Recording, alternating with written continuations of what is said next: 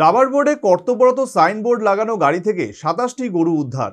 এগুলোর মধ্যে ৩টি মৃত এবং ২৪টি জীবিত। জঙ্গল থেকে এ সমস্ত গরু উদ্ধার করা হয়েছে।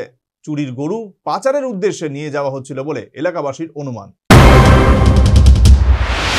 গোলাঘাটি নোয়াবাড়ি এলাকার জঙ্গল থেকে এলাকাবাসী ২৭টি গরু উদ্ধার করল। TR01 AR 1856 এবং TR03 K1937 নম্বরের দুটি গাড়িতে গরুগুলো বোঝাই করা ছিল। জঙ্গলের ভেতর গরুর ডাক শুনে স্থানীয় সাধারণ রহস্য উদ্ঘাটন করে, তবে যা দেখা গেল তার রীতিমতো রোমহর্ষক। গাড়ি বোঝাই গরুগুলির মধ্যে ৩টি গরু মৃত অবস্থায় পাওয়া যায় এবং ২৪টি ছিল জীবিত। সঙ্গে সঙ্গে খবর দেওয়া হয় টাকারজলা থানায়। পুলিশ এসে গরুগুলিকে গাড়ি থেকে নামায় এবং খাবার দাবারের ব্যবস্থা করে।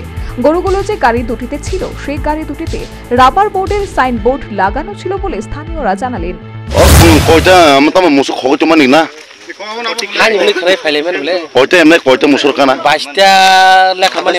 সাতাশে তো না সাতাশে বেশি মাংনি কিছু না মাংনি ঠিক আছে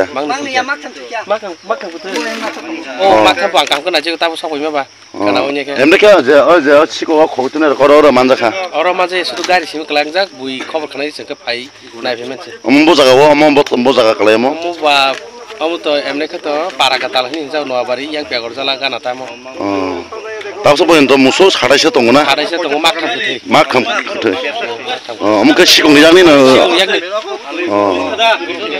ঠিক আছে।